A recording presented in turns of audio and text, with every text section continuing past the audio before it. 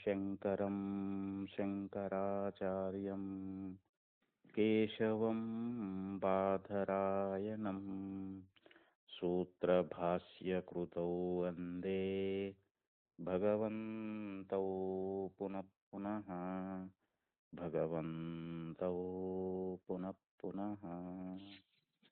ಶ್ರೀಮಚ್ಛಂಕರ ಭಗವತ್ಪಾದಾಚಾರ್ಯರ ಜಗದ್ಗುರು ಸಿದ್ಧಾರೂಢ ಮಹಾಸ್ವಾಮಿಗಳವರ ಜಗದ್ಗುರು ಭಾರತೀ ಅಪ್ಪಾಜಿಯವರ ಪವಿತ್ರ ಚರಣಾರವಿಂದಗಳಲ್ಲಿ ಅನಂತ ಕೋಟಿ ಶಿರಸಾಷ್ಟಾಂಗ ಪ್ರಣಾಮವನ್ನು ಸಲ್ಲಿಸುತ್ತೇನೆ. ಶ್ರವಣಾರ್ಥಿಗಳ ತಮ್ಮೆಲ್ಲರಿಗೂ ಅನೇಕ ಶರಣಾರ್ಥಿಗಳು. ಬ್ರಹ್ಮಸೂತ್ರ 2ನೇ ಅಧ್ಯಾಯ 1ನೇ ಪಾದ 3ನೇ ಅಧಿಕರಣ 6ನೇ ಸೂತ್ರ, ಅದರ ಭಾಷ್ಯದಲ್ಲಿ ನಾವು ಈ ವಿಚಾರ ಮಾಡ್ತಾ ಇದ್ದೀವಿ. ಅಥ ಉಚ್ಚೇತ ಅಸ್ತಿ ಕಶ್ಚಿತ್ ಪಾರ್ಥಿವತ್ವಾದಿ ಸ್ವಭಾವಃ ಪುರುಷಾದೀನಾಂ ಕೇಶನಖಾದಿಷು ಅನುವರ್ತಮಾನಾಃ ಗೋಮಯಾದೀನಾಂ ಚ ವೃಶ್ಚಿಕಾದಿಷು ಇತಿ.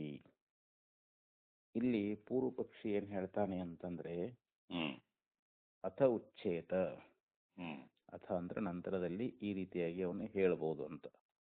ಅಸ್ತಿ ಕಶ್ಚಿತ್ ಪಾರ್ಥಿವತ್ವಾದಿ ಸ್ವಭಾವ, ಪಾರ್ಥಿವ ಅಂತಂದ್ರೆ ಪೃಥ್ವಿಗೆ ಸಂಬಂಧಪಟ್ಟಿರ್ತಕ್ಕಂಥ ಅಂತ. ಆದಿ ಶಬ್ದದಿಂದ ಜಲ, ಅಗ್ನಿ, ವಾಯು, ಆಕಾಶವನ್ನು ತೆಗೆದುಕೊಳ್ಬೇಕು. ಈಗ ಪಾರ್ಥಿವತ್ವಾದಿ ಸ್ವಭಾವ ಪುರುಷಾಧೀನಾಂ, ಈ ಪಾರ್ಥಿವತ್ವವೇ ಮುಂತಾಗಿರತಕ್ಕಂಥ ಆ ಪುರುಷಾದಿಗಳ ಒಂದು ಸ್ವಭಾವ ಅನ್ನುವಂತಹದ್ದು. ಅಂದ್ರೆ ಇಲ್ಲಿ ಪುರುಷಾದಿಗಳು ಅಂತಂದ್ರೆ ಅವ್ರ ಶರೀರಾದಿಗಳು ಪಂಚಭೂತಗಳದ್ದಲ್ರಿ ಅವರು. ಆ ಸ್ವಭಾವ ಅನ್ನುವಂತಹದ್ದು ಆ ಪುರುಷಾದಿಗಳಲ್ಲಿ, ಆ ಪುರುಷ ಸ್ವಭಾವ ಅನ್ನುವಂತಹದ್ದು ಅಲ್ಲಿ ಕೇಶ ನಖಾದಿಷು ಅಂತ ಹೇಳ್ತಾರೆ.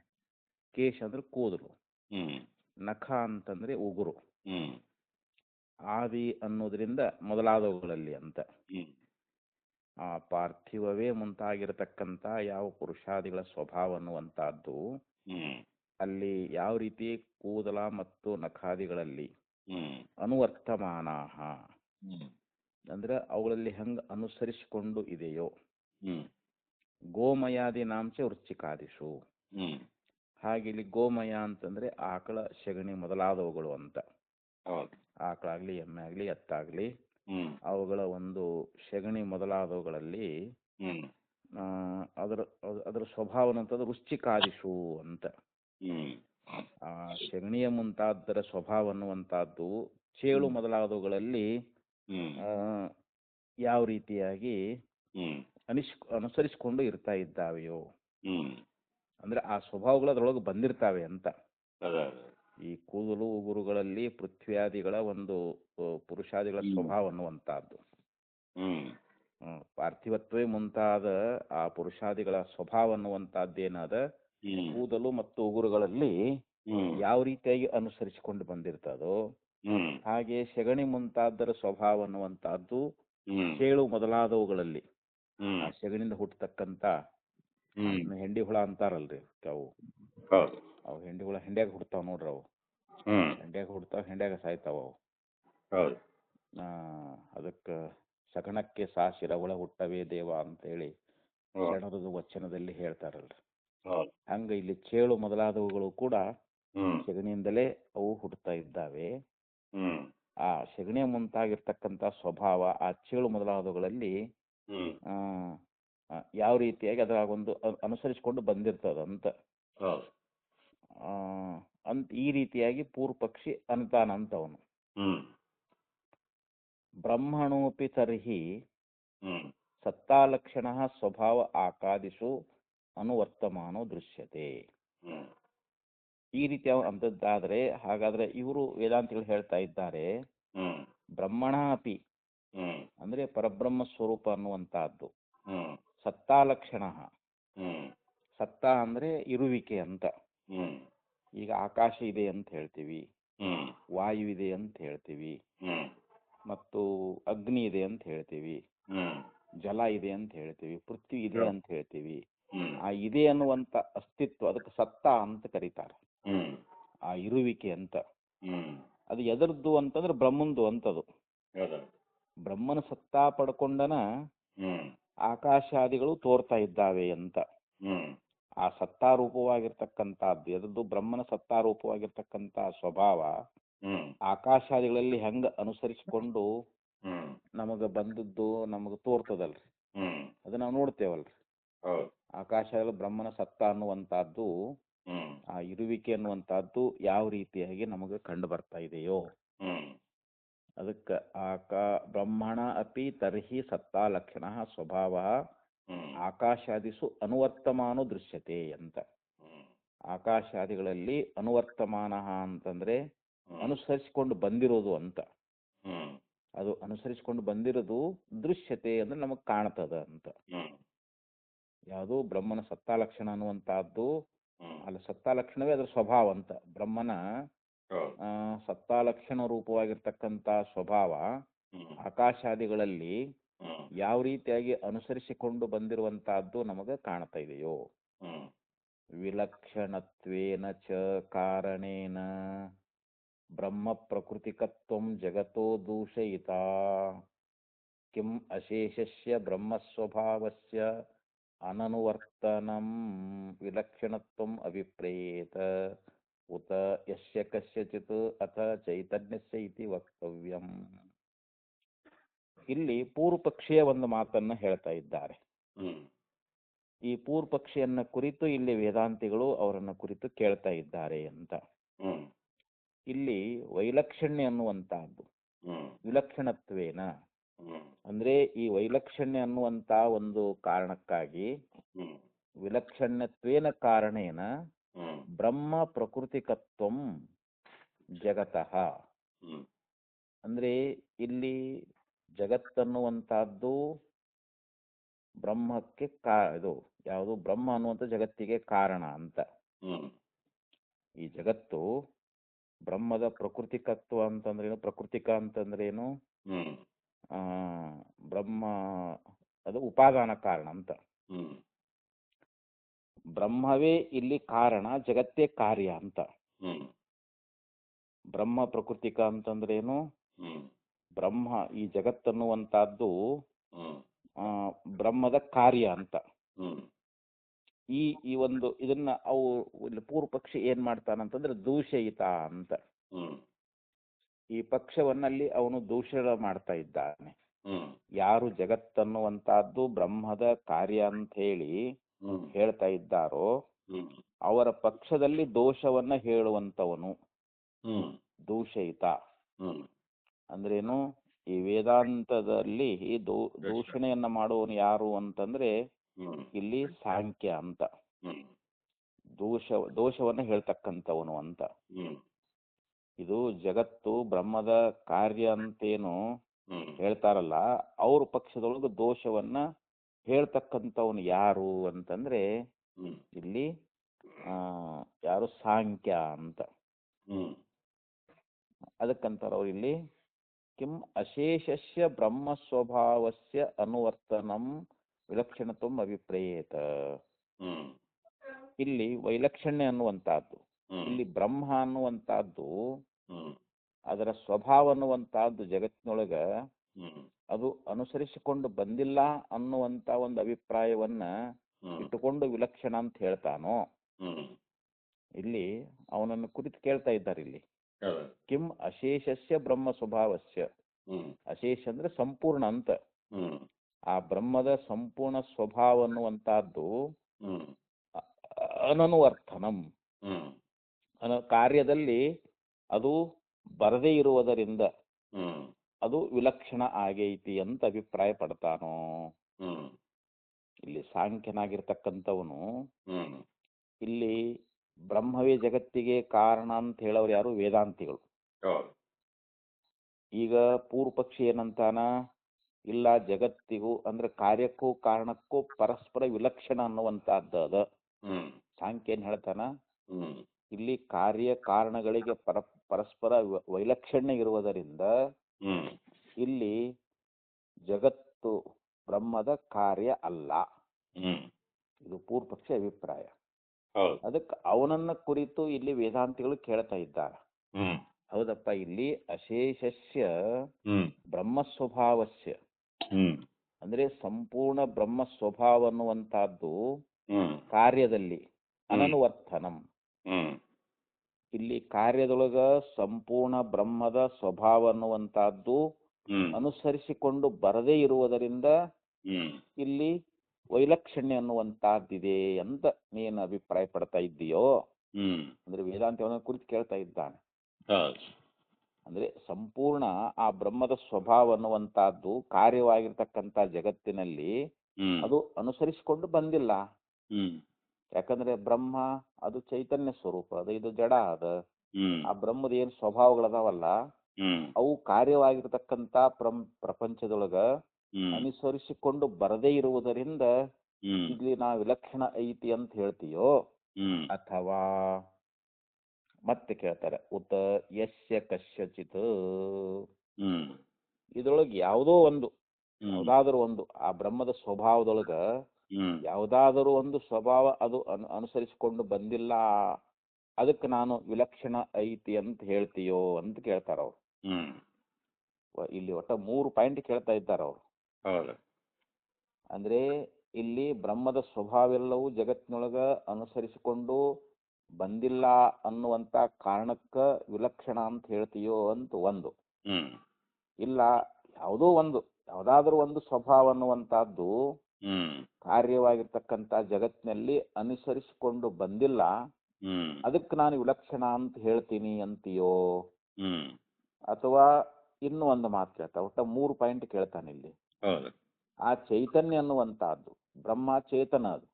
ಹ್ಮ್ ಆ ಚೈತನ್ಯ ಅನ್ನುವಂತಹದ್ದು ಕಾರ್ಯವಾಗಿರ್ತಕ್ಕಂಥ ಜಗತ್ತಿನೊಳಗ ಹ್ಮ್ ಅನುಸರಿಸಿಕೊಂಡು ಬರದೇ ಇರುವುದರಿಂದ ಹ್ಮ್ ನಾನು ವೈಲಕ್ಷಣವನ್ನ ಹೇಳ್ತಾ ಇದ್ದೀನಿ ಅಂತ ಅಂತೀಯೋ ಹ್ಮ್ ಅಂತ ಇಲ್ಲಿ ಒಟ್ಟು ಮೂರು ಪ್ರಶ್ನೆ ಹಾಕ್ತಾರೆ.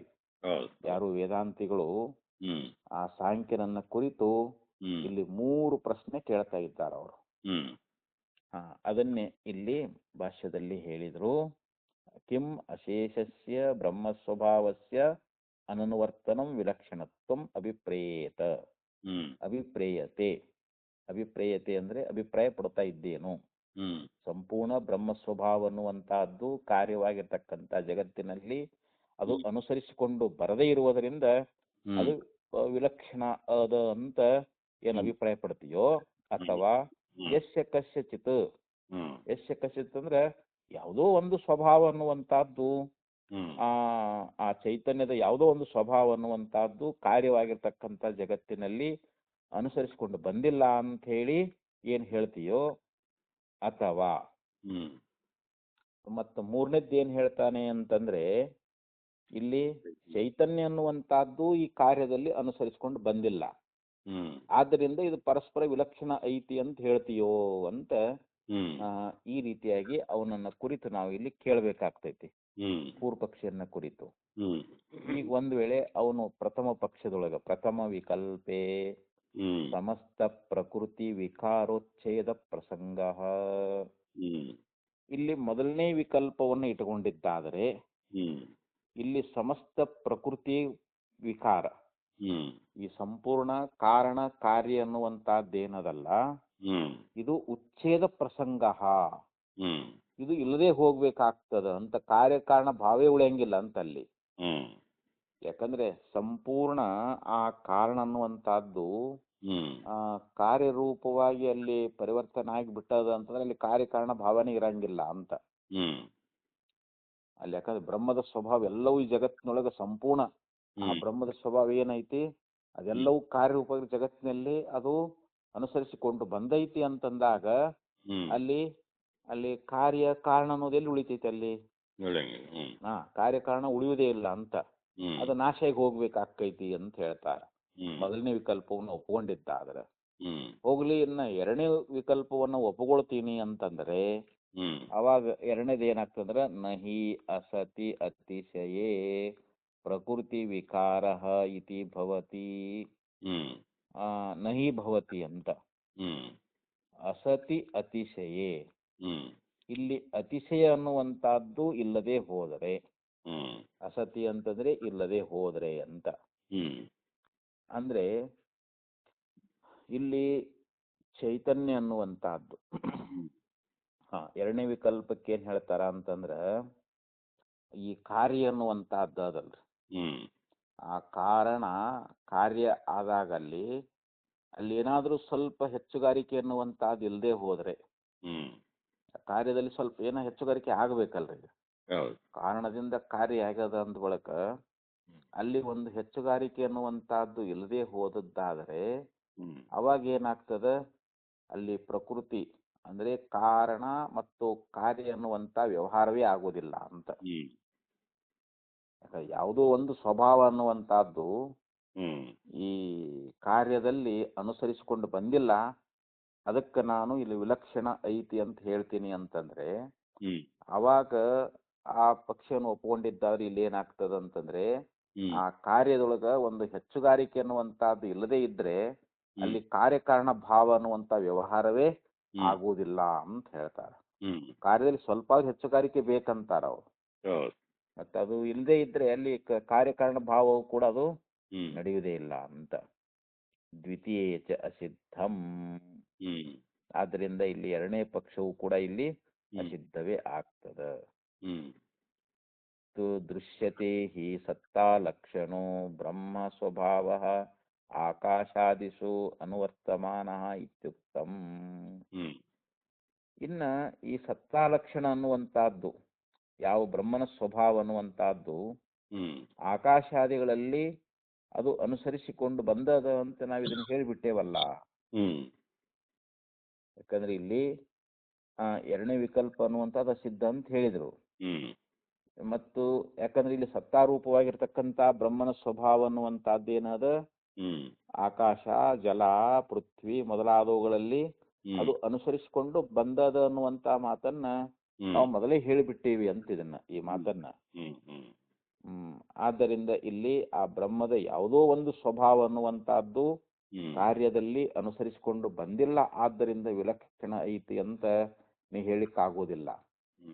ಯಾಕಂದ್ರೆ ಆ ಬ್ರಹ್ಮದ ಸ್ವಭಾವ ಅನ್ನುವಂತಹದ್ದು ಆಕಾಶಾದಿಗಳಲ್ಲಿ ಬಂದ್ಬಿಟ್ಟೈತಲ್ಲ, ನಾವು ಆ ಮಾತನ್ನ ಹೇಳಿಬಿಟ್ಟಿದೀವಿ.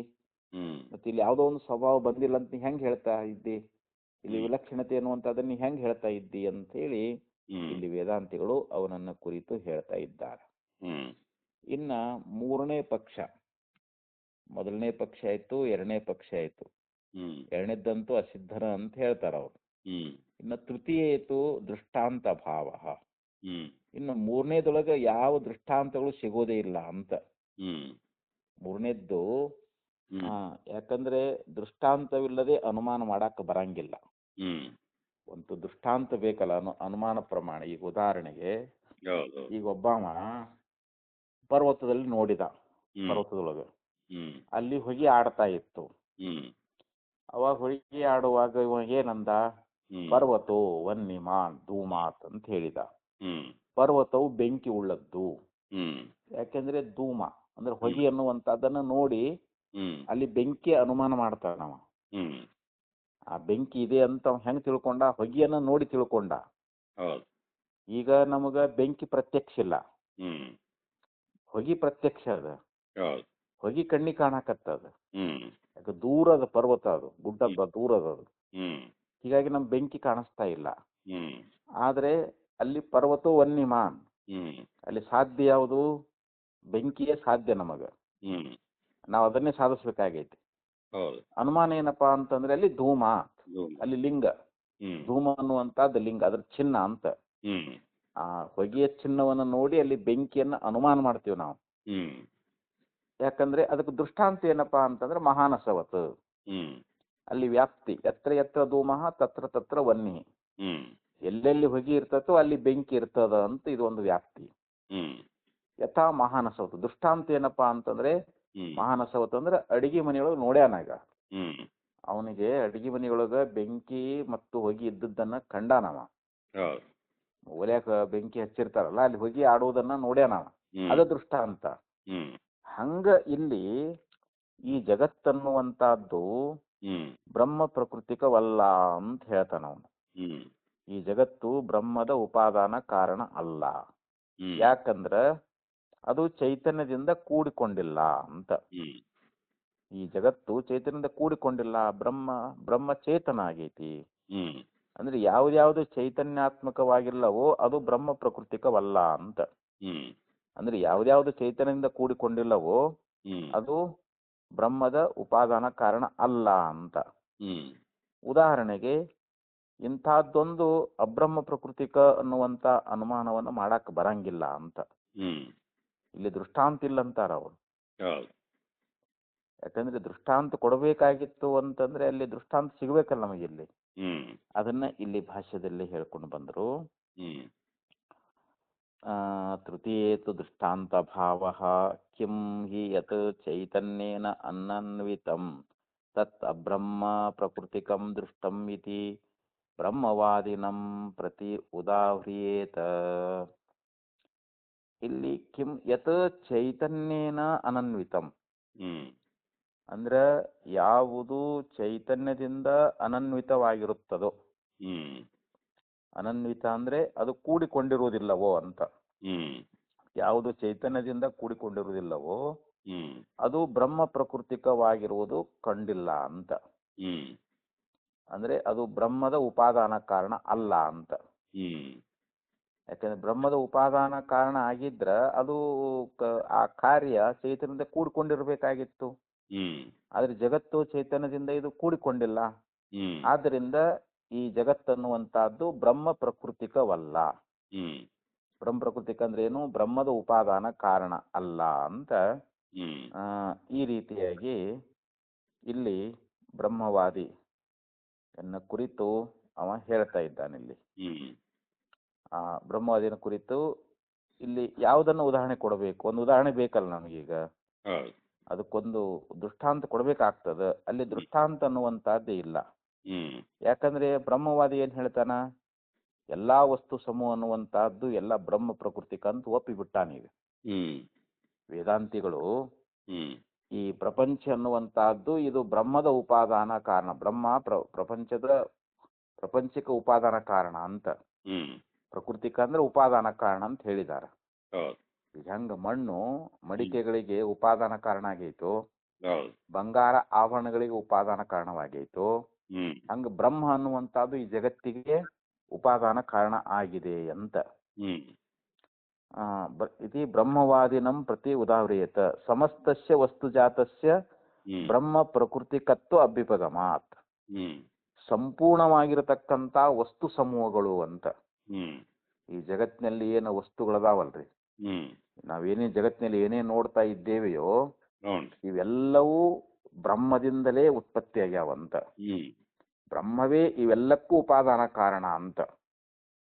ಹ್ಮ್ ಹೆಂಗ ಒಂದು ಮಣ್ಣಿನಿಂದ ಹ್ಮ್ ಅಲ್ಲಿ ಗಡಿಗೆ ಮಾಡ್ತಾರ, ಕುಡಿಕೆ ಮಾಡ್ತಾರ, ಹರವಿ ಮಾಡ್ತಾರ, ಹೌದು. ಇನ್ನು ಮುಸಳ ಮಾಡ್ತಾರ, ಇನ್ನು ಹೂಜಿ ಮಾಡ್ತಾರ, ಏನೋ ಒಂದೇ ಒಂದು ಮಣ್ಣಿಂದ ಅವೆಲ್ಲ ವಸ್ತುಗಳು ಹೆಂಗ ಮಣ್ಣಿಂದ ತಯಾರಾಗ್ಯಾವಿಲ್ರಿ ಅವೆಲ್ಲ. ಹೌದು ಹೌದು. ಆ ಮಣ್ಣು ತೆಗೆದು ಬಿಟ್ರೆ ಅಲ್ಲಿ ಅವೇನು ಇಲ್ಲೇ ಇಲ್ಲ. ಹ್ಮ್ ಹಂಗ ಬ್ರಹ್ಮವೇ ಇಲ್ಲೇನಾಗೈತಿ? ಎಲ್ಲ ಪಂಚಭೂತಗಳಾಗಿ ಎಲ್ಲ ಭೌತಿಕ ಪ್ರಪಂಚವಾಗಿ ಇದೆಲ್ಲ ಮನುಷ್ಯರಾಯ್ತು, ಎಲ್ಲ ಒಟ್ಟ ಪ್ರಾಣಿಗಳು 84 ಲಕ್ಷ ಜೀವರಾಶಿಗಳಾಗ್ಲಿ ಇವೆಲ್ಲವೂ ಕೂಡ ಬ್ರಹ್ಮದ ಕಾರ್ಯವೇ ಅಂತ. ಸಮಸ್ತ ವಸ್ತು ಸಮೂಹ ಅಂತಾರ ಅವರು. ನಾವು ಏನೇನ್ ನೋಡ್ತೀವಿ, ಎತ್ಕಿಂಚ ಜಗತ್ಯಾಂ ಜಗತ್ತು, ಜಗತ್ತಿನಲ್ಲಿ ಏನೇನಿದೆಯೋ ಇದೆಲ್ಲವೂ ಬ್ರಹ್ಮದಿಂದಲೇ ಉತ್ಪತ್ತಿಯಾಗ್ಯದ ಅಂತ.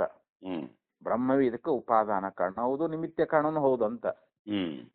ಇದನ್ನ ಒಪ್ಕೊಂಡ್ಬಿಟ್ಟಿದ್ದಾರೆ ಯಾರು? ಬ್ರಹ್ಮವಾದಿಗಳು, ಅಂದ್ರೆ ವೇದಾಂತಿಗಳು ಅಂತ. ಆದ್ದರಿಂದ ನೀವು ಉದಾಹರಣೆ ಎಲ್ಲಿ ಕೊಡ್ತೀವಿ ಅಂತ ಕೇಳ್ತಾರ ಅವರು. ಬ್ರಹ್ಮ ವಸ್ತುಜಾತಸ್ಯ ಬ್ರಹ್ಮ ಪ್ರಕೃತಿಕತ್ವ ಅಭ್ಯುಪಗಮಾತ್ ಆಗಮ ವಿರೋಧಸ್ತು ಪ್ರಸಿದ್ಧ ಏವ. ಆಗಮ ವಿರೋಧ ಅನ್ನುವಂಥದ್ದು ಇದು ಪ್ರಸಿದ್ಧವೇ ಆಗಿದೆ ಅಂತ. ಅಂದ್ರೆ ಆಗಮಗಳು ಅಂದ್ರೆ ಉಪನಿಷತ್ತುಗಳು ಬ್ರಹ್ಮವೇ ಕಾರಣ ಅಂತ ಹೇಳ್ತಾನೆ ಅದಾವು ಅಂತ. ಚೇತನಂ ಬ್ರಹ್ಮ ಜಗತಃ ಕಾರಣಂ ಪ್ರಕೃತಿಶ್ಚ ಇತಿ ಆಗಮ ತಾತ್ಪರ್ಯಸ್ಯ ಪ್ರಸಾದಿತ್ವತ್ವಾತ್. ಇಲ್ಲಿ ಚೇತನವಾಗಿರ್ತಕ್ಕಂಥ ಬ್ರಹ್ಮ ಅನ್ನುವಂಥದ್ದು ಇದು ಬ್ರಹ್ಮ ಚೇತನ ಸ್ವರೂಪ. ಅದು ಇದು ಜಗತಃ ಕಾರಣಂ, ಇದು ಜಗತ್ತಿಗೆ ಕಾರಣ ಅಂದ್ರೆ ನಿಮಿತ್ತ ಕಾರಣನೂ ಹೌದು. ಪ್ರಕೃತಿಶ್ಚ, ಪ್ರಕೃತಿಶ್ಚ ಅಂದ್ರೆ ಉಪಾದಾನ ಕಾರಣನೂ ಹೌದು ಅಂತ.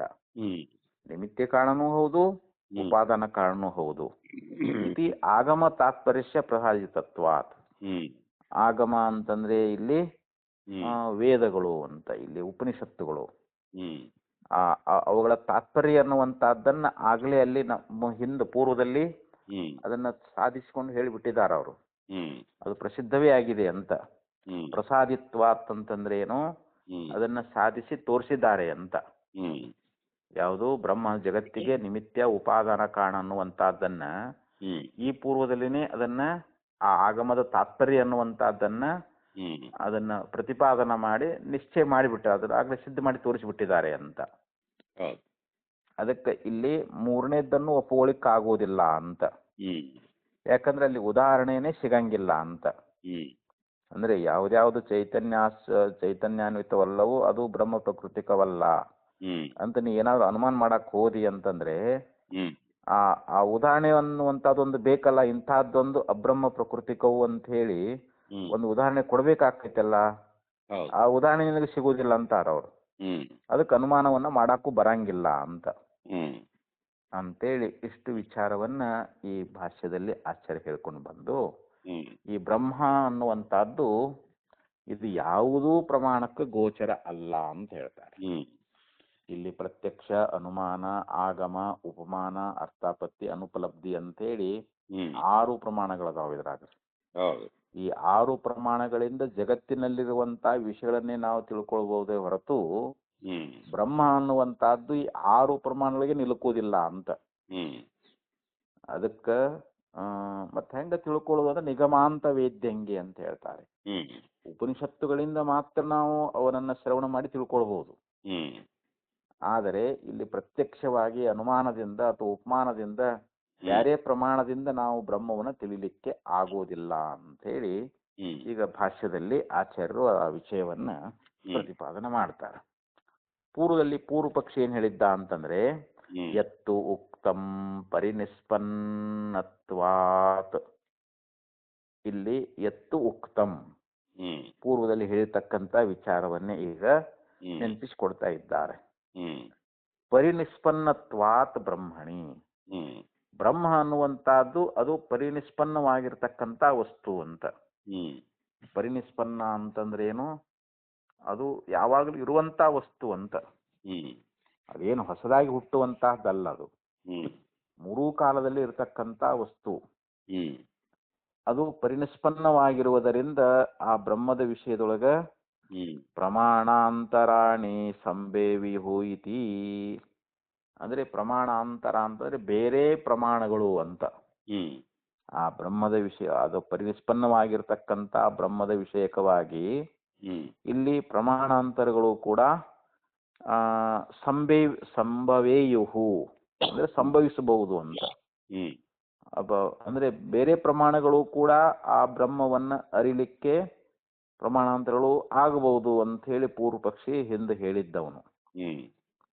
ಹಿಂದೆ ಅವನು ಪ್ರಶ್ನೆ ಮಾಡ್ಕೊಂಡು ತನ್ನ ಇದನ್ನ ಹೇಳ್ಕೊಂಡ್ ಬಂದಿದ್ದ. ಆದ್ರೆ ತದಪಿ ಮನೋರಥ ಮಾತ್ರಂ. ಸಿದ್ಧಾಂತಿಗಳು ಆ ಪೂರ್ವ ಪಕ್ಷಿಯನ್ನ ಕುರಿತು ಹೇಳ್ತಾ ಇದ್ದಾರೆ. ನೋಡಪ್ಪ, ಇದು ನಿನ್ನ ಬರೀ ಮನಸ್ಸಿನ ಕಲ್ಪನೆ ಅಂತಿದೆ ನಿಂದು. ಅದು ನಿನ್ನ ಮನೋರಥ ಮಾತ್ರ ಅಂತ ಹೇಳ್ತಾರ ಅವರು. ತದಪಿ ಅದಾದರೂ ಕೂಡ ಮನೋರಥ ಮಾತ್ರಂ, ಬರೀ ನಿನ್ನ ಮನಸ್ಸಿನ ಕಲ್ಪನೆ ಆದೀತೆ ಹೊರತು ಇದು ಯಥಾರ್ಥವಲ್ಲ ನೀ ಹೇಳ್ತಕ್ಕಂತಹದ್ದು. ಯಾಕಂದ್ರೆ ಬ್ರಹ್ಮ ಅದು ನಿರ್ಗುಣ, ನಿರಾಕಾರ, ನಿರವಯವ, ನಿರಂಜನ, ಅದು ಅಸಂಗವಾಗಿರ್ತಕ್ಕಂತಹದ್ದು. ಅದನ್ನ ಪ್ರತ್ಯಕ್ಷ ಅದು ಯಾವ ಪ್ರಮಾಣಗಳಿಂದಲೂ ತಿಳಿಯಾಕ ಬರಂಗಿಲ್ಲ ಅಂತ ಆ ಮಾತನ್ನ ಇಲ್ಲಿ ಹೇಳ್ತಾ ಇದ್ದಾರೆ ಅವರು. ರೂಪಾದ್ಯ ಭಾವಾತ್ ಹಿ ನ ಅಯಂ ಅರ್ಥಃ ಪ್ರತ್ಯಕ್ಷಸ್ಯ ಗೋಚರಃ. ನೋಡ್ರಿ, ರೂಪಾದಿ ಅಭಾವಾತ್. ಈಗ ಒಂದು ವಸ್ತು ದ್ರವ್ಯ ಗುಣ ಕರ್ಮಗಳಿಂದ ಕೂಡ್ಕೊಂಡಿರ್ತಾವ. ಅಥವಾ ಅವುಗಳಿಗೆ ಒಂದು ರೂಪ ಇರ್ತದ, ಅದಕ್ಕೊಂದು ನಾಮ ಇರ್ತದ. ನಾವು ಯಾವ ವಸ್ತು ನೋಡ್ತೇವೋ ಅದು ರೂಪ ಉಳ್ಳದ್ದಾಗಿರ್ತದ.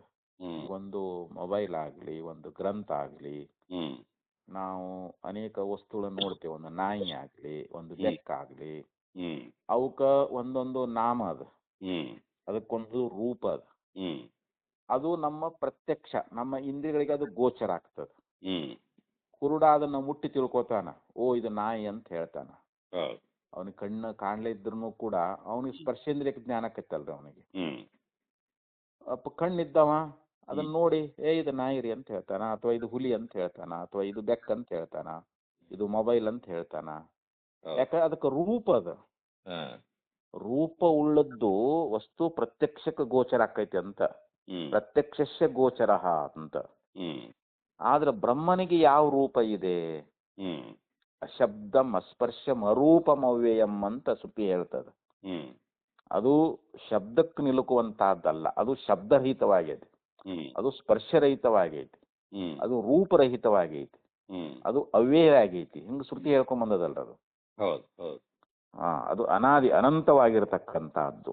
ಹ್ಮ್ ಯಾವುದು ರೂಪ ಉಳ್ಳದ್ದೋ ಅದನ್ನ ನಾವು ಪ್ರತ್ಯಕ್ಷವಾಗಿ ನೋಡಿ ಇಂದ್ರಿಯಗಳಿಂದ ನಾವು ಅದನ್ನ ಅರಿಬಹುದು, ಹ್ಮ್ ಅದನ್ನ ನಾವು ತಿಳ್ಕೋಬಹುದು ಅಂತ. ಇಂದ್ರಿಯ ಗೋಚರವಾಗಿರ್ತಕ್ಕಂಥದ್ದು ಅದು ಪ್ರತ್ಯಕ್ಷ ಅಂತ ಹೇಳಿಸ್ಕೊಳ್ತದ ಅಂತ. ಹ್ಮ್ ಅದ್ರ ರೂಪವುಳ್ಳಂತ ವಸ್ತುನೇ ಹ್ಮ್ ನಾವು ಇಂದ್ರಿಯಗಳಿಂದ ಅರಿತೇವೆ ಹೊರತು ಹ್ಮ್ ರೂಪರಹಿತವಾಗಿರ್ತಕ್ಕಂಥ ವಸ್ತುವನ್ನ ಹ್ಮ್ ನಾವು ಅರಿಲಿಕ್ಕೆ ಆಗೋದಿಲ್ಲ ಅಂತ. ಹ್ಮ್ ಅದಕ್ಕೆ ರೂಪಾದಿ ಅಭಾವಾತ್, ಹ್ಮ್ ರೂಪವೇ ಮೊದಲಾದವುಗಳು ಅಂತ. ಹ್ಮ್ ಅವು ಬ್ರಹ್ಮದಲ್ಲಿ ಇಲ್ಲ. ಹ್ಮ್ ಆದ್ರಿಂದ ಆ ವಸ್ತು ಅನ್ನುವಂತಹದ್ದು ಪ್ರತ್ಯಕ್ಷ ಗೋಚರ ಅಲ್ಲ ಅಂತ. ಹ್ಮ್ ಯಾವುದು ಬ್ರಹ್ಮ ಅನ್ನುವಂತಹದ್ದು ಹ್ಮ್ ಪ್ರತ್ಯಕ್ಷವಾಗಿ ಗೋಚರ ಆಗ್ತದೇನು? ಹ್ಮ್ ಅದಕ್ಕೆ ಆವ ಕಣ್ಣಿಲೆ ನೋಡಿದೆ ಬ್ರಹ್ಮ ಅಂತ ಅನುಭವ ಹಾಡ್ಕೊಂಡ್ ಬಂದಾರಲ್ರಿ. ಹೌದು ಯಾವ ಕಣ್ಣಿಂದ ನೀವು ಬ್ರಹ್ಮ ನೋಡಿದಿ ಅಂತ ಕೇಳ್ತಾರ ಅವ್ರು. ಹ್ಮ್ ಯಾ ಕಣ್ಣಿಗೆ ಗೋಚರ ಆಯ್ತು ಅಂದ್ರೆ ಮತ್ತೆ ಅದಕ್ಕೊಂದು ರೂಪ ಹೇಳ್ಬೇಕಾಕೈತಿ ಅದಕ್ಕೆ. ಹ್ಮ್ ಮತ್ತೆ ಅದು ಯಾವುದು ರೂಪದಿಂದ ಯದೃಶ್ಯಂ ತನ್ನಷ್ಟಂ, ಹ್ಮ್ ಯಾವುದು ನಮ್ಮ ಇಂದ್ರಿಯಗಳಿಗೆ ಗೋಚರ ಆಗ್ತದೋ ಅದು ನಾಶ ಉಳ್ಳದ್ದಾಗ್ತತಿ. ಹ್ಮ್ ಅದು ಯಾವುದೇ ವಸ್ತು ಇರ್ಲಿ, ಅದು ಹೌದು ನಮ್ಮ ಇಂದ್ರಿಯ ಗೋಚರ ಆಗೈತಿ ಅಂತಂದ್ರೆ ಅದು ಹ್ಮ್ ನಾಶವನ್ನ ಹೊಂದುತ್ತದ ಅಂತ ನಿಶ್ಚಯ ಅದು. ಹ್ಮ್ ಆದ್ದರಿಂದ ಇಲ್ಲಿ ಅವ್ರೇನ್ ಹೇಳಿದ್ರು ಅಂತಂದ್ರೆ ಹ್ಮ್ ನಮ್ಮ ರೂಪಾದಿರಹಿತವಾಗಿರುವುದರಿಂದ ಹ್ಮ್ ಈ ಬ್ರಹ್ಮ ವಸ್ತು ಅನ್ನುವಂತಹದ್ದು ಹ್ಮ್ ಇದು ಪ್ರತ್ಯಕ್ಷ ಗೋಚರ ಅಲ್ಲ. ಹ್ಮ್ ಲಿಂಗಾದ್ಯಭಾವಾಚ ನ ಅನುಮಾನಾದೀನಾಂ. ಹ್ಮ್ ಇನ್ನ ಲಿಂಗಾದಿಗಳು ಇಲ್ಲದೆ ಇರುವುದರಿಂದ, ಹ್ಮ್ ಲಿಂಗ ಅಂದ್ರೆ ಚಿನ್ನ, ಅಲ್ಲಿ ಹೆಂಗ ಪರ್ವತದೊಳಗ ಧೂಮ ಅಂದ್ರೆ ಹೊಗೆಯನ್ನು ನೋಡ್ತೀವಿ, ಹ್ಮ್ ಆ ಹೊಗೆಯನ್ನ ನೋಡಿ ಬೆಂಕಿಯನ್ನ ಹೆಂಗ್ ನಾವು ಅನುಮಾನ ಮಾಡ್ತೇವೋ ಹ್ಮ್ ಹಂಗ ಬ್ರಹ್ಮವನ್ನ ಅನುಮಾನದಿಂದ ತಿಳ್ಕೊಳಿಕ್ ಬರೋದಿಲ್ಲ. ಹ್ಮ್ ಯಾಕದಕ್ಕೆ ಯಾವುದೇ ಲಿಂಗಗಳಿಲ್ಲ. ಹ್ಮ್ ಯಾವ್ದು ಲಿಂಗಗಳು ಇದ್ದಿದ್ರೆ ಅವು ಬ್ರಹ್ಮ ಹೀಗಿದೆ ಅಂತ ನಾವು ಮನಸ್ಸಿನಿಂದ ಊಹಾ ಮಾಡಿ ತಿಳ್ಕೊಳಕ್ ಬರ್ತಿತ್ತು. ಓ ಬ್ರಹ್ಮ ಹೀಗಿದೆ ಹೀಗಿದೆ ಅಂತ ಹೇಳಿ. ಹ್ಮ್ ಅದಕ್ಕೆ ಲಿಂಗಗಳು ಅಂದ್ರೆ ಚಿಹ್ನೆಗಳು ಇಲ್ಲದೆ ಇರುವುದರಿಂದ ಹ್ಮ್ ನಾವು ಅನುಮಾನ ಪ್ರಮಾಣದಿಂದಲೂ ಕೂಡ ಹ್ಮ್ ಬ್ರಹ್ಮವನ್ನ ಅರಿಲಿಕ್ಕೆ ಆಗೋದಿಲ್ಲ ಅಂತ. ಹ್ಮ್ ಅದು ಅನುಮಾನಕ್ಕೂ ಕೂಡ ಸಿಗುವುದಿಲ್ಲ ಅಂತ. ಹ್ಮ್ ಅದಕ್ಕ ಮಾತು ಮನಗಳಿಂದ ತತ್ತತ್ತ ಮೀರಿದ ಹೌದು ಸಾತಿಸೆ ನಿರುಪಾದಿಕ ನಿರ್ಮಲ ಪರಂ ಜ್ಯೋತಿ ಬೆಳಗುತ್ತಿದೆ ಅಂತ ಹೇಳ್ತಾರಲ್ರಿ. ಹ್ಮ್ ಅದನ್ನೇ ಯಥೋ ವಾಚೋ ನಿವರ್ತಂತೆ ಅಪ್ರಾಪ್ಯ ಮನಸಾ ಸಹ. ಹ್ಮ್ ಅಲ್ಲಿ ವಾಣಿ ಮನಸ್ಸುಗಳು ಬ್ರಹ್ಮವನ್ನ ಅರಿಬೇಕು ಅಂತ ಹೊರಟು ಅದನ್ನ ಕಾಣಲಾರದೆ ಬಂದ್ಬಿಟ್ಟಾವಂತವು. ಮನಸ್ಸಿಗೂ ಗೋಚರ ಆಗ್ಲಿಲ್ಲ, ವಾಕ್ಯಗೂ ಕೂಡ ಗೋಚರ ಆಗ್ಲಿಲ್ಲ ಅಂತ ಬ್ರಹ್ಮವಸ್ತು. ಅದಕ್ಕೆ ಅವಾಂಗ್ ಮಾನಸ ಗೋಚರ ಅಂತ ಹೇಳ್ತಾರ. ಮನಸ್ಸು ವಾಣಿಗೂ ಅಗೋಚರವಾಗಿರ್ತಕ್ಕಂಥ ವಸ್ತು ಅದು ಬ್ರಹ್ಮ. ಅದನ್ನ ನಾವು ಅನುಮಾನದಿಂದ ತಿಳಿಲಿಕ್ಕೆ ಆಗೋದಿಲ್ಲ. ಯಾಕಂದ್ರೆ ಅದಕ್ಕೆ ಲಿಂಗಗಳು ಇಲ್ಲದೆ ಇರುವುದರಿಂದ. ಲಿಂಗಾದ್ಯಭಾವಾತ್, ಲಿಂಗಾದಿಗಳ ಅಭಾವವಾಗಿರುವುದರಿಂದ ನ ಅನುಮಾನಾದಿನ, ಅದನ್ನ ಅನುಮಾನಾದಿ ಪ್ರಮಾಣಗಳಿಂದ ಆ ವಸ್ತುವನ್ನ ತಿಳಿಲಿಕ್ಕೆ ಆಗೋದಿಲ್ಲ. ಆಗಮ ಮಾತ್ರ ಸಮಧಿಗಮ್ಯ ಏವತು ಅಯಮರ್ಥ ಧರ್ಮವತ್. ಈಗ ನಾವು ಧರ್ಮವನ್ನ ವೇದಗಳಿಂದ ನಾವು ತಿಳ್ಕೊಳ್ತಾ ಇದ್ದೀವಿ. ಧರ್ಮ ಅಂತ ಎದಕ್ಕೆ ಕರೀತಾರ, ಧರ್ಮವನ್ನು ನಾವು ಹೆಂಗೆ ಆಚರಣೆ ಮಾಡಬೇಕು, ಅದರ ಬಗ್ಗೆ ವೇದ ಅನ್ನುವಂಥದ್ದು ವಿಧಾನ ಮಾಡ್ತದೆ. ವೇದವು ಕೂಡ ಅಪೌರುಷೇಯ. ಅದು ಅದು ಒಬ್ಬ ಮನುಷ್ಯನಿಂದ ರಚಿತವಾದದ್ದಲ್ಲ ವೇದ. ಆ ಧರ್ಮದಂತೆ ಅಂತ ಹೇಳ್ತಾರೆ. ಧರ್ಮವತ್ ಆಗಮ ಮಾತ್ರ ಸಮಧಿಗಮ್ಯ. ಆಗಮ ಅಂತಂದ್ರೆ ಇಲ್ಲಿ ಉಪನಿಷತ್ತುಗಳು ಅಂತ. ಇಲ್ಲಿ 4 ವೇದಗಳು, ಋಗ್ವೇದ, ಯಜುರ್ವೇದ, ಸಾಮವೇದ, ಅಥರ್ವಣ ವೇದ. ಹ್ಮ್ ಈ 4 ವೇದಗಳಲ್ಲಿ ಒಂದೊಂದಲ್ಲಿ 3 ಭಾಗ ಮಾಡಿದಾರ. ಹ್ಮ್ ಒಂದು ಕರ್ಮಕಾಂಡ, ಉಪಾಸನ ಕಾಂಡ, ಜ್ಞಾನಕಾಂಡ ಅಂತ ಹೇಳಿ. ಹ್ಮ್ 3ನೇದ್ದೇ ಜ್ಞಾನಕಾಂಡ. ಹ್ಮ್ ಅದು ವೇದಗಳ ಅಂತಿಮ ಭಾಗ. ವೇದ ಅಂತ ಅಂತಾರಲ್ಲ, ಹೌದು. ವೇದದ ಅಂತ ಅಂತಂದ್ರೆ ಕೊನೆ. ಹ್ಮ್ ವೇದಗಳ ಕೊನೆ ಅಂದ್ರೆ ಯಾವುದು? ಉಪನಿಷತ್ತುಗಳು ಅಂತ. ಹ್ಮ್ ಆ ಉಪನಿಷತ್ತುಗಳು ಏನದಾವು ಅಂತಂದ್ರೆ ಬ್ರಹ್ಮವನ್ನೇ ಪ್ರತಿಪಾದನ ಮಾಡ್ತಾ ಇದ್ದಾವೆ.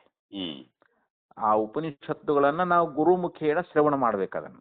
ಹ್ಮ್ ಗುರುವಿನಿಂದ ಅರ್ಥ ಆಗ ಮಾತ್ರ ಆ ಬ್ರಹ್ಮತತ್ವದ ಅರಿವಾಗ್ತೈತಿ ನಮಗ. ಹೌದು. ಅದಕ್ಕೆ ವರ ನಿಗಮವ ನೋಡಿ ಪಾಡದೆ ಅಂತ ನಿಜಗುಣಿಸುಗಳು ಹೇಳಿದರು. ಹ್ಮ್ ವರ ನಿಗಮ ಅಂತಂದ್ರೆ ಇಲ್ಲಿ ಶ್ರೇಷ್ಠವಾದ ಅಲ್ಲಿ ಉಪನಿಷತ್ತುಗಳು ಅಂತ. ಹ್ಮ್ ಆ ವೇದ ಉಪನಿಷತ್ತುಗಳನ್ನ ಹ್ಮ್ ನಾವು ಅವಲೋಕನ ಮಾಡದೆ, ಅವಳನ್ನ ಚಿಂತನ ಮಾಡದೆ ಹ್ಮ್ ಸುಮ್ಮನಾಗದು ವಿಧಿಯೊಳಂದದೆ ಮುಕ್ತಿ. ಹ್ಮ್ ಅದು ಮುಕ್ತಿ ಸುಮ್ಮನೆ ಆಗಂಗಿಲ್ಲ ಅಂತ. ಹ್ಮ್ ಅದಕ್ಕೆ ಇಲ್ಲಿ ವೇದಾಂತ ವೇದ್ಯಂಗಿ ಅಂತ ಹೇಳಿ ಇರುವುದರಿಂದ ಹ್ಮ್ ಉಪನಿಷತ್ ಏಕಗಮ್ಯ. ಹ್ಮ್ ಉಪನಿಷತ್ತುಗಳಿಂದ ಮಾತ್ರ ಆ ಬ್ರಹ್ಮವನ್ನ ಹ್ಮ್ ಅದು ಸಂವಾದ ಮೂಲಕವಾಗಿ, ಹ್ಮ್ ಅಂದ್ರೆ ಇಲ್ಲಿ ಶಿಷ್ಯನಾಗಿರ್ತಕ್ಕಂಥವನು ಗುರು ಸನ್ನಿಧಿಯಲ್ಲಿದ್ದುಕೊಂಡು ಹ್ಮ್ ಅವ್ರು ಹೇಳ್ತಕ್ಕಂಥ ವಿಚಾರವನ್ನ ಹ್ಮ್ ಶ್ರದ್ಧೆಯಿಂದ ಶ್ರವಣ ಮಾಡ್ಬೇಕಂತಾರ. ಹ್ಮ್ ಶ್ರವಣ ಮನನ ನಿಧಿಧ್ಯಾಸನದ ಮೂಲಕವಾಗಿ ಹ್ಮ್ ಅವನಿಗೆ ಆ ಪರಬ್ರಹ್ಮದ ಅರಿವು ಆಗ್ತದಂತ, ಜ್ಞಾನ ಆಗ್ತೈತಿ ಅಂತ. ಹ್ಮ್ ಪರಮಾತ್ಮನ ಅರಿತಾ ಇದ್ದಾನ ಅಂತ. ಅದಕ್ಕೆ ಆಗಮ ಮಾತ್ರ ಅಂತ ಹೇಳ್ಯಾರ ಅವರು. ಹ್ಮ್ ಆಗಮ ಅಂತಂದ್ರೆ ಇಲ್ಲಿ ಉಪನಿಷತ್ತುಗಳಿಂದ ಮಾತ್ರ ಹ್ಮ್ ಸಮಧಿಗಮ್ಯ ಹ್ಮ್ ಏವತ್ತು ಅಯಮರ್ಥ. ಹ್ಮ್ ಅಂದ್ರೆ ಇಲ್ಲಿ ಯಾವ ಒಂದು ಉಪನಿಷತ್ತುಗಳು ಅಂತ ಆಗಮ ಅಂತ ಏನದಾವಲ್ಲ, ಹ್ಮ್ ಆ ಆಗಮದಿಂದಲೇ ಮಾತ್ರ ಅದು ನಮ್ಗೆ ತಿಳಿಯತಕ್ಕದ್ದಾಗೈತಿ ಅಂತ. ಹ್ಮ್ ಧರ್ಮವತ್ ಅಂತ ಹೇಳಿದ್ರು, ಧರ್ಮದಂತೆ ಅಂತ ಹೇಳಿದ್ರು ಇದನ್ನ. ಹ್ಮ್ ಅಂದ್ರೆ ಆ ಧರ್ಮ ಮತ್ತು ಬ್ರಹ್ಮಗಳು ಎರಡೂ ಇವು ಎಲ್ಲಾ ಶಾಸ್ತ್ರಗಮ್ಯಗಳೇ ಅಂತ ಹೇಳ್ತಾರ. ಹ್ಮ್ ಶಾಸ್ತ್ರದಿಂದಲೇ ಧರ್ಮವನ್ನು ತಿಳ್ಕೊಳ್ಬೇಕು, ಶಾಸ್ತ್ರದಿಂದಲೇ ಬ್ರಹ್ಮವನ್ನು ತಿಳ್ಕೊಳ್ಬೇಕು. ಹ್ಮ್ ಆದ್ರೂ ಇದು ಬ್ರಹ್ಮ, ಇದು ಅನುಭವ, ಇದು ಅನುಭವಗಮ್ಯ ಅಂತ ಹೇಳ್ತಾರ. ಹ್ಮ್ ಇದನ್ನ ಅನುಭವದಿಂದಲೇ ನಾವು ತಿಳ್ಕೊಳ್ಬೇಕು ಅಂತ. ಹ್ಮ್ ಈ ಬ್ರಹ್ಮವನ್ನ ತಿಳಿಸ್ಕೊಡ್ಲಿಕ್ಕೆ ಅಲ್ಲಿ ಪ್ರಮಾಣ ಅಂತ ಯಾವುದು, ಅನುಭವಾದಿಗಳು ಕೂಡ ಪ್ರಮಾಣ ಆಗಿದಾವಂತ. ಹ್ಮ್ ಶಾಸ್ತ್ರ ಬೇಕು. ಹ್ಮ್ ಗುರುಗಳು ನಮಗ ಅನುಭವವನ್ನೇ ಹೇಳಿಕೊಡ್ತಾರ, ಶಾಸ್ತ್ರದ ಅನುಭವವನ್ನೇ ನಮಗ ಅದನ್ನ ಉಪದೇಶ ಮಾಡ್ತಾ ಇದ್ದಾರೆ. ಹ್ಮ್ ಅದನ್ನ ಅನುಭವದಲ್ಲಿ ನಾವು ತಂದುಕೊಳ್ಬೇಕು ಅಂತ. ಹ್ಮ್ ಅದಕ್ಕೆ ಇಲ್ಲಿ ಏನ್ ಹೇಳಿದ್ರು ಅಂತಂದ್ರೆ ಆಗಮ ಮಾತ್ರ ಸಮಾಧಿಗಮ್ಯ ಏವತ ಯಮರ್ಥಃ ಧರ್ಮತ್ ತಥಾಚ ಶ್ರುತಿ.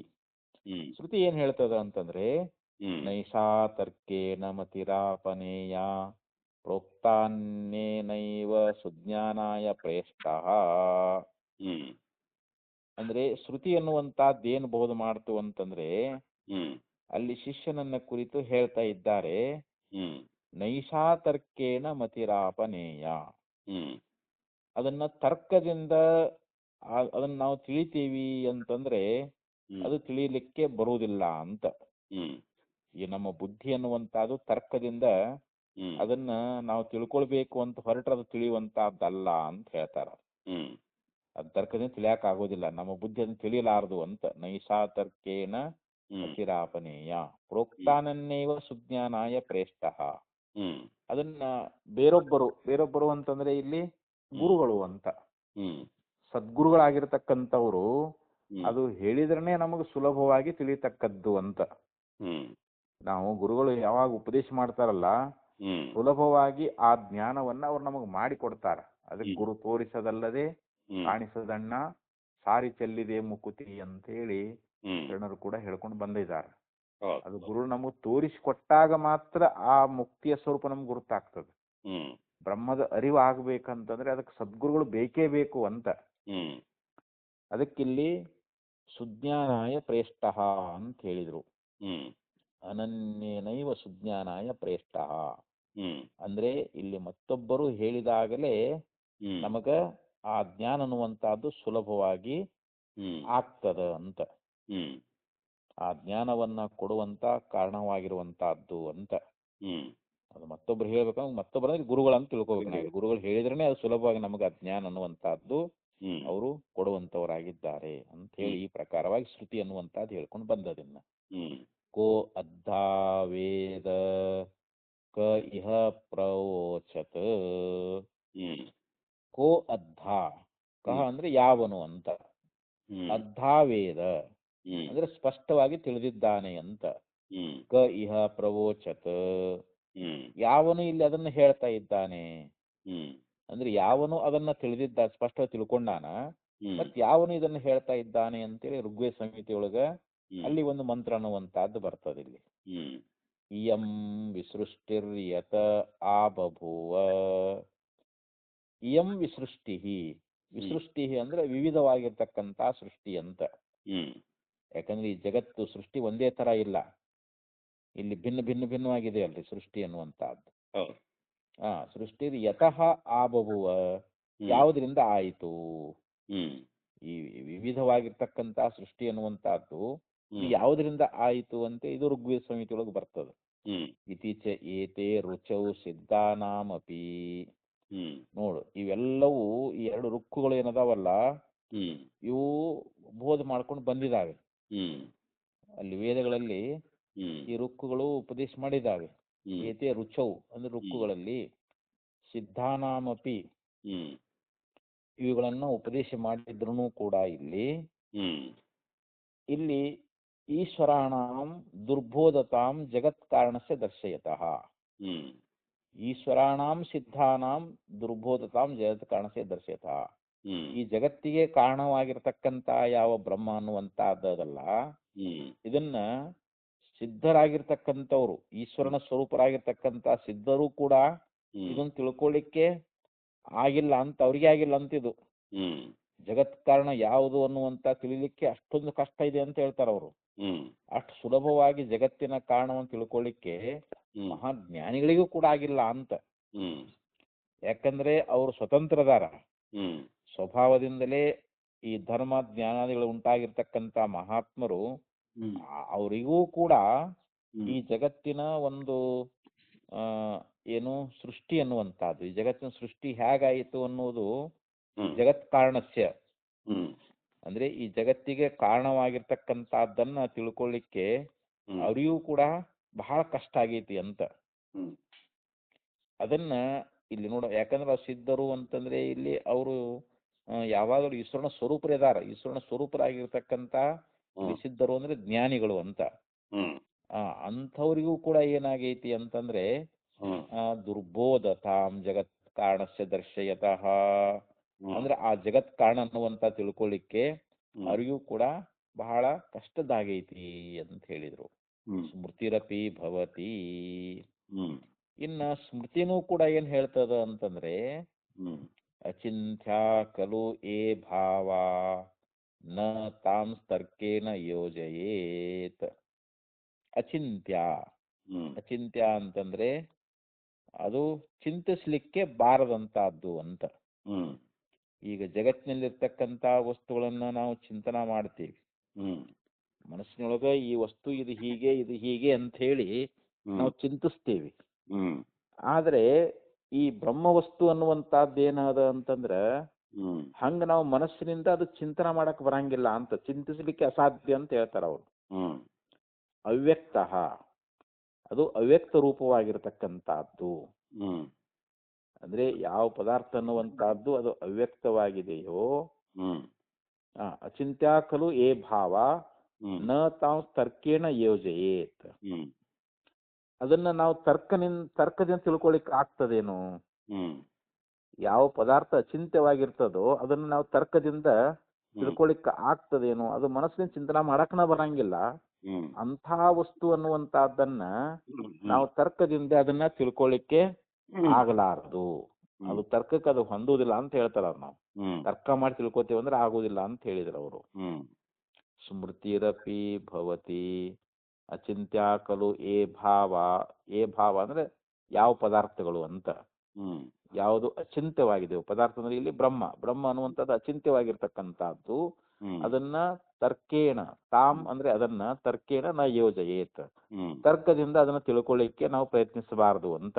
ಹ್ಮ್ ಅದು ತರ್ಕಕ್ಕೆ ಅದು ನಿಲುಕಲಾರದು ಅಂತ ಹೇಳ್ತಾರ ಅವರು. ಹ್ಮ್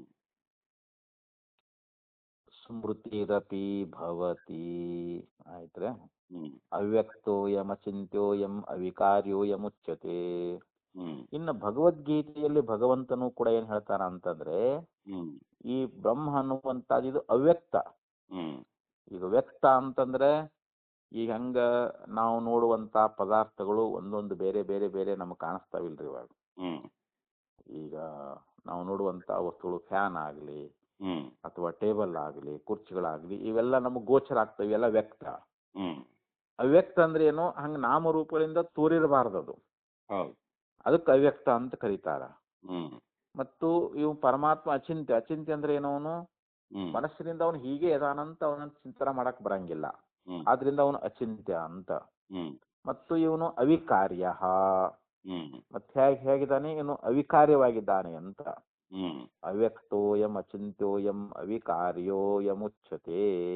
ಹ್ಮ್ ಅಂದ್ರೆ ಭಗವದ್ಗೀತಾ ಹೇಳ್ತದ, ಹ್ಮ್ ಯಾವನು ಅವ್ಯಕ್ತನಾಗಿದ್ದುಕೊಂಡು ಅಚಿಂತನಾಗಿದ್ದುಕೊಂಡು ಅಯಂ ಅವಿಕಾರ್ಯ, ಅವನು ಅವಿಕಾರ್ಯ ಅಂತ ಹೇಳಿಸ್ಕೊಳ್ತಾ ಇದ್ದಾನೆ ಅಂತ. ಹ್ಮ್ ಮತ್ತು ಭಗವದ್ಗೀತೆ ಇನ್ನೊಂದು ಸ್ಮೃತಿ ಬರ್ತದೆ ಇಲ್ಲಿ. ಹ್ಮ್ ನಮೇ ವಿದುಃಸುರಾಗಣಾಃ ಹ್ಮ್ ಪ್ರಭವಂ ನ ಮಹರ್ಷಯಃ ಹ್ಮ್ ಅಹಮಾದಿರ್ಹಿ ದೇವಾನಾಂ ಮಹರ್ಷಿಣಾಂ ಚ ಸರ್ವಶಃ ಹ್ಮ್ ಇತ್ಯೇವಂ ಚೈವ ಜಾತೀಯಕಾಃ ಹ್ಮ್ ಸುರಗಣಾಃ. ಹ್ಮ್ ಸುರಗಣ ಅಂದ್ರೆ ದೇವತೆಗಳು ಅಂತ. ಹ್ಮ್ ನಾವೇನು 33 ಕೋಟಿ ದೇವತೆಗಳು ಅಂತ ಹೇಳ್ತಾ ಇದ್ದೇವಲ್ಲ, ಮೇ ಅಂದ್ರೆ ನನ್ನ ದಿವ್ಯಂ, ಹ್ಮ್ ನನ್ನ ದಿವ್ಯ ರೂಪ ಅನ್ನುವಂತಹದ್ದನ್ನ ಹ್ಮ್ ನಮೇ ವಿದುಃ ಸುರಗಣ ಪ್ರಭೋಮ್ನ ಮಹರ್ಷಯ. ಹ್ಮ್ ಇಲ್ಲಿ ಮಹರ್ಷಿಗಳು ಹ್ಮ್ ಅನೇಕ ಋಷಿಮುನಿಗಳದಾರಲ್ಲ, ಯೋಗಿಗಳದಾರಲ್ರಿ, ಹ್ಮ್ ಅವರು ಯಾವಾಗಲೂ ತಪಸ್ಸಿನಲ್ಲಿ ತೊಡಗಿರ್ತಾರ. ಹ್ಮ್ ಆ ಮಹರ್ಷಿಗಳಾಗ್ಲಿ ದೇವತೆಗಳಾಗ್ಲಿ ಹ್ಮ್ ಪ್ರಭವಂ ಮೇ ಪ್ರಭವಂ ನ ವಿದುಹು ಅಂತ. ಹ್ಮ್ ಆ ದೇವತೆಗಳು ಮತ್ತು ಮಹರ್ಷಿಗಳು ಹ್ಮ್ ಅವರು ಈ ನನ್ನ ಸೃಷ್ಟಿ ಅನ್ನುವಂತಹದ್ದನ್ನ ತಿಳಿಯಲಾರರು ಅಂತ. ಹ್ಮ್ ಈ ನನ್ನ ಉತ್ಪತ್ತಿಯನ್ನ, ಹ್ಮ್ ಅಂದ್ರೆ ಇಲ್ಲಿ ಭಗವಂತ ಈ ಜಗತ್ತನ್ನ ಏನು ಸೃಷ್ಟಿ ಮಾಡಿದಾನಲ್ಲ, ಹ್ಮ್ ಅವನ ಉತ್ಪತ್ತಿ ಅನ್ನುವಂತಹದ್ದನ್ನ ದೇವತೆಗಳಾಗಲಿ ಮಹರ್ಷಿಗಳಾಗಲಿ ಯಾರೂ ತಿಳಿಲಿಕ್ಕೆ ಸಾಧ್ಯ ಇಲ್ಲ.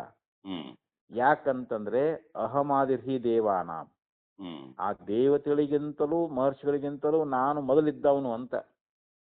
ಹ್ಮ್ ಅಹಮಾದಿರ್ಹಿ ದೇವಾನಾಂ ಮಹರ್ಷಿಣಾಂ ಚ ಸರ್ವಶಃ ಹ್ಮ್ ಅಂದ್ರೆ ಎಲ್ಲಾ ಋಷಿಗಳ ಮತ್ತು ಎಲ್ಲಾ ದೇವತೆಗಳಿಗಿಂತಲೂ ಹ್ಮ್ ಅವ್ರ ಉತ್ಪತ್ತಿಯಕ್ಕಿಂತ ಮೊದಲಿದ್ದವ್ ನಾನು ಅಂತ ಹೇಳ್ತಾರೆ ಇಲ್ಲಿ. ಹ್ಮ್ ದೇವತೆಗಳು ಮಹರ್ಷಿಗಳು ಹುಟ್ಟುವುದಕ್ಕಿಂತ ಮೊದಲ ನಾನಿದ್ದವನು ಹ್ಮ್ ಭಗವಂತಿ ಮಾತು ಹೇಳ್ತಾನೆ. ಹ್ಮ್ ಅಂದ್ರೆ ಸೃಷ್ಟಿ ಪೂರ್ವದಲ್ಲಿ ಇದ್ದವನು ಪರಮಾತ್ಮನೇ ಅಂತ. ಹ್ಮ್ ಈ ಜಗತ್ ಸೃಷ್ಟಿ ಆದ್ಮೇಲೆ ಎಲ್ಲಾ ದೇವತೆಗಳು ಬಂದ್ರು, ಹೌದು. ಈ ಋಷಿಗಳಾಗ್ಲಿ ಆಮೇಲೆ ಸೃಷ್ಟಿ ಆದ ಬಳಕಲ್ತಲ್ಲ ಹೌದು. ಪಂಚಭೂತಗಳ ಸೃಷ್ಟಿ. ಹ್ಮ್ ಅದಕ್ಕೆ ಸೃಷ್ಟ್ವಾ ಪುರಾಣಿ ವಿವಿಧಾನಿ ಅಜಯಾತ್ಮ ಶಕ್ತ್ಯ ಹ್ಮ್ ಭಾಗವತಲ್ಲಿ ಹೇಳ್ತಾ ಇದ್ದಾರಲ್ರಿ.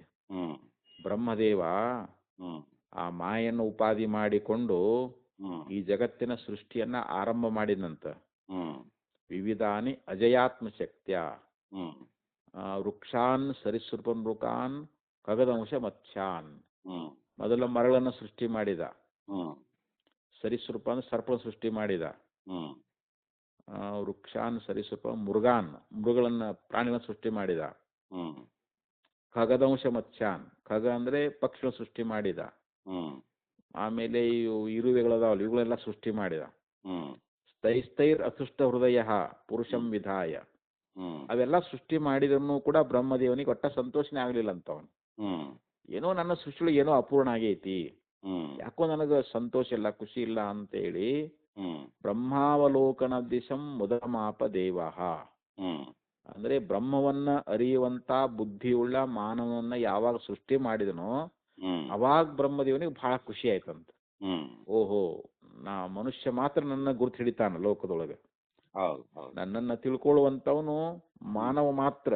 ಹ್ಮ್ ಅಂತ ಬುದ್ಧಿ ಉಳ್ಳಂತ ಮನುಷ್ಯನ ಸೃಷ್ಟಿ ಮಾಡಿದಾಗ ಬ್ರಹ್ಮದೇವನಿಗೆ ಬಹಳ ಸಂತೋಷ ಆಯ್ತು ಅಂತೇಳಿ ಭಾಗವತದಲ್ಲಿ ಹೇಳಿದ್ದಾರೆ. ಹಂಗ ಇಲ್ಲಿ ಈ ಈ ಜಗತ್ತನ್ನುವಂತಹದ್ದು ಅದಕ್ಕೆ ಭಗವಂತ ಏನ್ ಹೇಳಿದ, ನಮೇಯುದು ಸುರಗಣಃ ಪ್ರಭೋಮ್ನ ಮಹರ್ಷಯ ಅಹಮಾದಿಲಿ ದೇವಾನಾಂ ಮಹರ್ಷಿನಾಂ ಚ ಸರ್ವಶಃ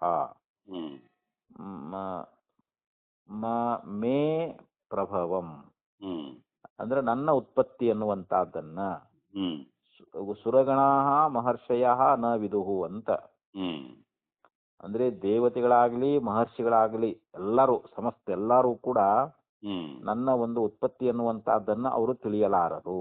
ಹ್ಮ್ ಯಾಕಂತಂದ್ರೆ ಅಹಂ ಆದಿರ್ಹಿ ದೇವಾನಾಂ ಮಹರ್ಷಿನಾಂ ಚ ಸರ್ವಶಃ. ಹ್ಮ್ ಆ ದೇವತೆಗಳಿಗೂ ಮತ್ತು ಮಹರ್ಷಿಗಳಿಗೂ ಹ್ಮ್ ನಾನು ಆದಿ ಅಂದ್ರೆ ಮೊದಲು ಇದ್ದವನ ಅಂತ ನಾನು. ಹ್ಮ್ ಅವ್ರ ಉತ್ಪತ್ತಿಗಿಂತ ಮೊದಲು ನಾನು ಇದ್ದವನ. ಹ್ಮ್ ಹೀಗಾಗಿ ನನ್ನ ವ್ಯುತ್ಪತ್ತಿಯನ್ನ ಅವರು ತಿಳಿಯಲಾರರು ಅಂತ. ಹ್ಮ್ ಈಗ ನಾವು ಮುಂದೆ ಹುಟ್ಟುವಂತ ಮಕ್ಕಳನ್ನ ನಾವು ನೋಡ್ತೀವಿ. ಹೌದು ಯಾಕಂದ್ರೆ ನಾವು ಮೊದಲು ಅದೇವಲ್ಲ, ಈಗ ಮೊದಲು ಇದ್ದಿದ್ದ ಮುಂದೆ ಹುಟ್ಟುವಂತ ಮಕ್ಕಳನ್ನ ನಾವು ನೋಡ್ತೀವಿ. ಹೌದು ಈಗ ನಮ್ಗಿಂತ ಮುಂಚೆ ಹುಟ್ಟಿರ್ತಾರಲ್ರಿ ಅವರು. ಹ್ಮ್ ಮುಂಚೆ ಹುಟ್ಟಿದವರು ನಮ್ಮ ಹುಟ್ಟನ್ನು ನೋಡಿರ್ತಾರ ಅವರು. ಹೌದು ಹಂಗ ಇಲ್ಲಿ ಮಹರ್ಷಿಗಳು ಮತ್ತು ದೇವತೆಗಳು ಆ ಪರಮಾತ್ಮನ ಉತ್ಪತ್ತಿಯನ್ನು ನೋಡ್ಬೇಕಾಗಿತ್ತು ಅಂತಂದ್ರ ಹ್ಮ್ ಮತ್ತ ಆ ಪರಮಾತ್ಮಗಿಂತ ಮುಂಚೆ ಅವ್ರು ಇರ್ಬೇಕಲ್ಲ ಅವರು. ಹೌದು ಅವ್ರಿಲ್ಲ. ಹ್ಮ್ ಅಂದ್ರೆ ಭಗವಂತ ಅವತಾರ ಎತ್ತಿದ ಬಳಕ ಅಲ್ಲಿ ಮಹರ್ಷಿಗಳಾಗ್ಲಿ ದೇವತೆಗಳಾಗ್ಲಿ ಅಂತ. ಹ್ಮ್ ಅದನ್ನ ಈ ಮಾತನ್ನ ಭಗವಂತನ ಹೇಳ್ತಾ ಇದ್ದಾನೆ ಇದನ್ನ. ಹ್ಮ್ ಆದ್ದರಿಂದ ಇಲ್ಲಿ ಈ ರೀತಿಯಾಗಿ ನಮಗ ಉಪದೇಶವನ್ನ ಮಾಡ್ಕೊಂಡು ಬಂದ್ರು. ಅಂದ್ರೆ ಪರಮಾತ್ಮನನ್ನ ನಾವು ಯಾವುದೇ ಪ್ರಮಾಣದಿಂದ ಅರಿಯಲಿಕ್ಕೆ ಆಗೋದಿಲ್ಲ ಅಂತ.